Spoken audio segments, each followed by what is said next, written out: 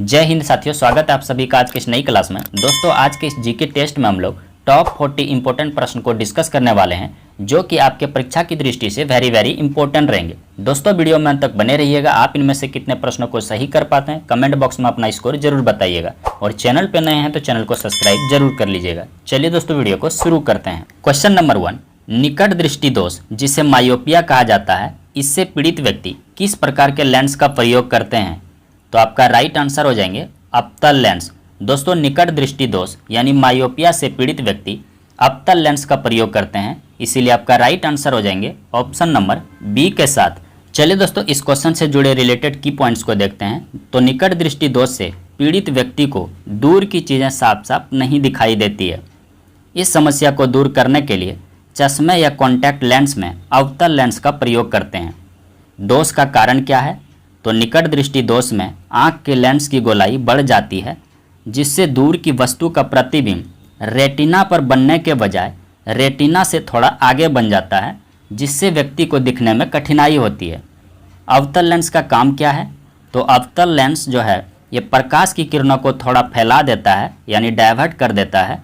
इसके बाद आँख का लेंस जो है इन्हें सही तरीके से मोड़कर बिल्कुल रेटिना पर केंद्रित कर देता है, जिससे व्यक्ति को आसानी से दिखता है। इसीलिए क्या करते हैं, अवतल लेंस का जो है प्रयोग करते हैं हम लोग।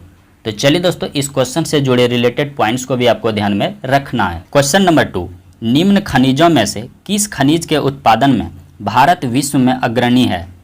तो आपका राइट आंसर हो जाएंगे अभ्रक उत्पादन में।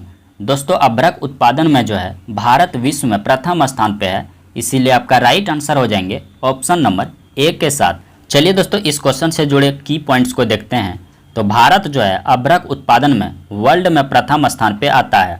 भारत में सर्वाधिक अभ्रक उत्पादन जो है ये आंध्र प्रदेश राज्य से होता है। आंध्र प्रदेश के मुख्यमंत्री कौन है दोस्तों? तो एन चंद्रबाबू नायडू। यहाँ के राज्यपाल कौन है? एस अब्दुल नजीर। यहाँ किसकी सरकार है? तो एनडीए गठबंधन की सरकार है। यहाँ के टाइगर रिजर्व कौन से हैं? तो Nagarjuna Srisail. Question number 3, निम्नलिखित में से कौन सा विकल्प सही ढंग से सुमेलित नहीं है? तो आपका राइट आंसर हो जाएंगे ऑप्शन नंबर डी। दोस्तों, उज्जैन जो है ये क्षिप्रा नदी के किनारे स्थित है। लखनऊ जो है ये गोमती नदी के किनारे स्थित है। सूरत किस नदी के किनारे स्थित है? तो ताप्ती। जबकि जबलपुर को किस नदी के किनारे स्थित होना चाहिए? तो जबलपुर नर्मदा नदी के किनारे स्थित है, और यहाँ पे झेलम नदी यहाँ दिया हुआ है, इसीलिए आपका राइट आंसर हो जाएंगे ऑप्शन नंबर डी के साथ। चलिए दोस्तों, इस क्वेश्चन से जुड़े रिलेटेड की पॉइंट्स को देखते हैं। तो जबलपुर जो है ये नर्मदा नदी के तट पर स्थित है। झेलम नदी कश्मीर की सबसे महत्वपूर्ण नदी है। वैदिक काल में झेलम नदी को विस्तता के नाम से भी जाना जाता था। झेलम नदी पर बना शहर कौन सा है दोस्तों? तो श्रीनगर। चलिए दोस्तों, इन क्वेश्चन से जुड़े रिलेटेड पॉइंट्स को भी आपको ध्यान में रखना है। क्वेश्चन नंबर 4, हमारे शरीर का सबसे बड़ा अंग कौन सा है? तो राइट आंसर हो जाएंगे त्वचा। दोस्तों, हमारे शरीर का सबसे बड़ा अंग त्वचा है, इसीलिए राइट आंसर हो जाएंगे ऑप्शन नंबर डी के साथ। क्वेश्चन नंबर 5, पानी का बर्फ में परिवर्तन किसके अंतर्गत आते हैं? तो आपका राइट आंसर हो जाएंगे भौतिक परिवर्तन। दोस्तों, पानी का बर्फ में परिवर्तन होना ये भौतिक परिवर्तन के अंतर्गत आते हैं, इसीलिए आपका राइट आंसर हो जाएंगे ऑप्शन नंबर सी के साथ। क्वेश्चन नंबर 6, बुझे हुए चूने का रासायनिक नाम क्या है? तो आपका राइट आंसर हो जाएंगे कैल्शियम हाइड्रोक्साइड। दोस्तों, बुझे हुए चूने का रासायनिक नाम कैल्शियम हाइड्रोक्साइड है, इसीलिए आपका राइट आंसर हो जाएंगे ऑप्शन नंबर बी के साथ। क्वेश्चन नंबर 7, विद्युत आवेश की एसआई मात्रक क्या है? तो आपका राइट आंसर हो जाएंगे कूलॉम। दोस्तों, विद्युत आवेश का एसआई मात्रक कूलॉम है, इसीलिए आपका राइट आंसर हो जाएंगे ऑप्शन नंबर ए के साथ। क्वेश्चन नंबर 8, दो वस्तुओं के बीच आकर्षण बल को क्या कहा जाता है? तो आपका राइट आंसर हो जाएंगे गुरुत्वाकर्षण। दोस्तों, दो वस्तुओं के बीच आकर्षण बल को गुरुत्वाकर्षण बल कहा जाता है, इसीलिए आपका राइट आंसर हो जाएंगे ऑप्शन नंबर डी के साथ। क्वेश्चन नंबर 9, किसी वस्तु का संवेग किस पर निर्भर करता है? तो आपका राइट आंसर हो जाएंगे द्रव्यमान एवं वेग पर।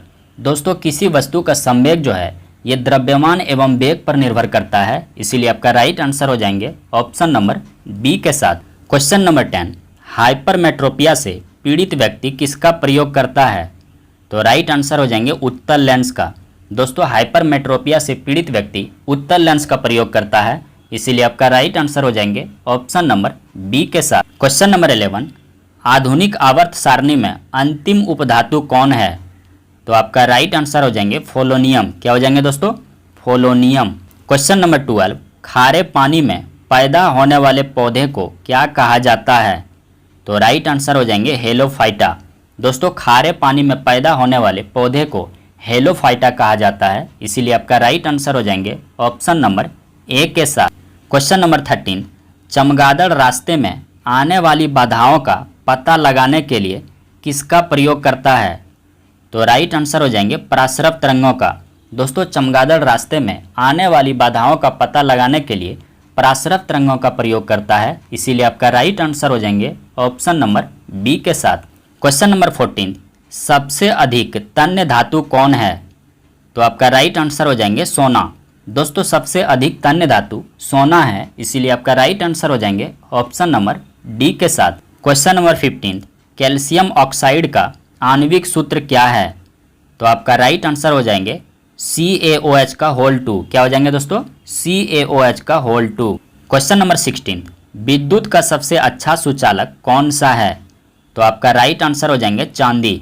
दोस्तों विद्युत का सबसे अच्छा सुचालक चांदी होता है, इसीलिए आपका राइट आंसर हो जाएंगे ऑप्शन नंबर डी के साथ। क्वेश्चन नंबर 17, पदार्थ का वह सबसे छोटा कण है जिसका स्वतंत्र अस्तित्व है, वह कौन है? तो आपका राइट आंसर हो जाएंगे अणु। क्या हो जाएंगे दोस्तों? अणु।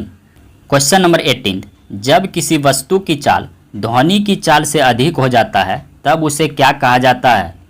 तो आपका राइट आंसर हो जाएंगे पराध्वनिक चाल। क्या हो जाएंगे दोस्तों? पराध्वनिक चाल। क्वेश्चन नंबर 19, बल गुना विस्थापन किसके बराबर होता है?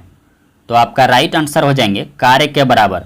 दोस्तों बल गुना विस्थापन जो है ये कार्य के बराबर होता है, इसीलिए आपका राइट आंसर हो जाएंगे ऑप्शन नंबर डी के साथ। क्वेश्चन नंबर 20, बेंजीन किस प्रकार के हाइड्रोकार्बन हैं? तो आपका राइट आंसर हो जाएंगे असंतृप्त हाइड्रोकार्बन। दोस्तों बेंजीन जो है ये असंतृप्त हाइड्रोकार्बन है, इसीलिए आपका राइट आंसर हो जाएंगे ऑप्शन नंबर बी के साथ। क्वेश्चन नंबर 21, रक्त किस प्रकार की उत्तक है? तो आपका राइट आंसर हो जाएंगे संयोजी उत्तक। दोस्तों रक्त जो है ये संयोगी उत्तक है, इसीलिए आपका राइट आंसर हो जाएंगे ऑप्शन नंबर ए के साथ।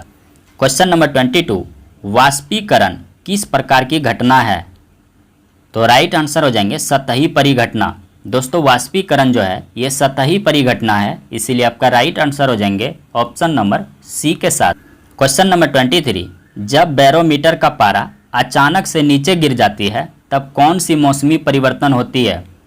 तो आपका राइट आंसर हो जाएंगे आंधी तूफान। दोस्तों बैरोमीटर का पारा जो है अचानक नीचे गिरने का जो है ये आंधी तूफान आने का संकेत होता है, इसीलिए आपका राइट आंसर हो जाएंगे ऑप्शन नंबर बी के साथ। क्वेश्चन नंबर 24, लाइकेन को किस वर्ग में रखा गया है? तो राइट आंसर हो जाएंगे थैलोफाइटा में। क्या हो जाएंगे दोस्तों? थैलोफाइटा के वर्ग में रखा गया है। क्वेश्चन नंबर 25, नोबेल धातु किसे कहा जाता है? तो राइट आंसर हो जाएंगे Au को, यानी सोना को। क्या हो जाएंगे दोस्तों? सोना को। क्वेश्चन नंबर 26, ध्वनि से क्या उत्पन्न होगी? तो राइट आंसर हो जाएंगे कंपन। दोस्तों ध्वनि से हमेशा वाइब्रेशन उत्पन्न होती है, इसीलिए आपका राइट आंसर हो जाएंगे ऑप्शन नंबर बी के साथ। क्वेश्चन नंबर 27, तापमान की वृद्धि से ध्वनि की गति पर क्या प्रभाव पड़ेगा? तो राइट आंसर हो जाएंगे गति में वृद्धि होगी।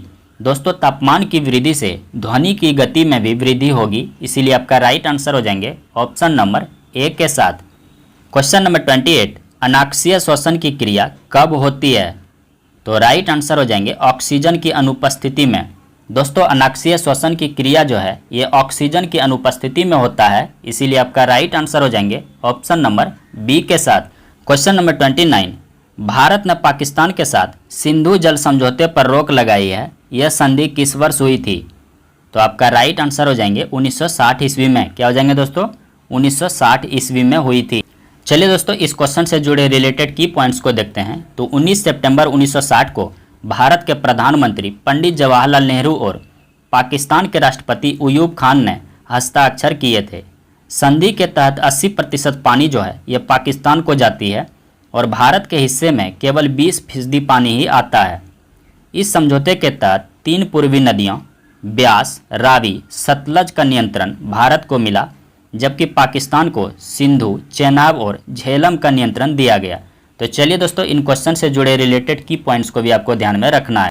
क्वेश्चन नंबर 30, अमीबा अपना प्रजनन किस विधि से करता है?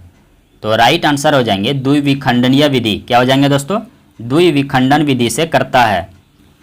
क्वेश्चन नंबर 31, उत्प्लावन बल का परिमाण जो है किस पर निर्भर करता है? तो राइट आंसर हो जाएंगे ऑप्शन नंबर बी, तरल के घनत्व पर। क्या हो जाएंगे दोस्तों?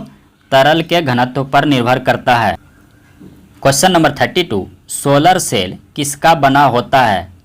तो राइट आंसर हो जाएंगे सिलिकॉन का। दोस्तों सोलर सेल जो है ये सिलिकॉन का बना होता है, इसीलिए आपका राइट आंसर हो जाएंगे ऑप्शन नंबर बी के साथ। क्वेश्चन नंबर 33, कवक की कोशिका भित्ति किसकी बनी होती है? तो आपका राइट आंसर हो जाएंगे काइटिन की। दोस्तों कवक की कोशिका भित्ति काइटिन की बनी होती है, इसीलिए आपका राइट आंसर हो जाएंगे ऑप्शन नंबर डी के साथ। Question number 34, green house effect के मुख्य कारक क्या हैं? तो आपका राइट आंसर हो जाएंगे कार्बन डाइऑक्साइड। दोस्तों ग्रीन हाउस गैस इफेक्ट का मुख्य कारण है कार्बन डाइऑक्साइड, इसीलिए आपका राइट आंसर हो जाएंगे ऑप्शन नंबर बी के साथ। क्वेश्चन नंबर 35, हड्डियां किस प्रकार का ऊतक है? तो आपका राइट आंसर हो जाएंगे संयोगी ऊतक। दोस्तों हड्डियां जो है ये संयोगी प्रकार के ऊतक हैं, इसीलिए आपका राइट आंसर हो जाएंगे ऑप्शन नंबर ए के साथ।